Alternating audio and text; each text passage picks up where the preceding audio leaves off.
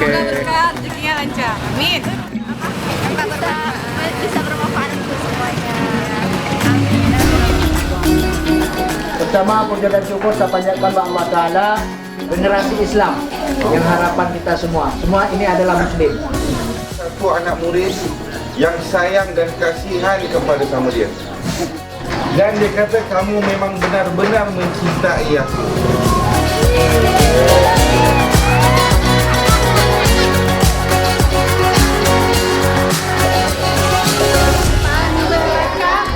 Goyangkan, lakukan seperti ini dan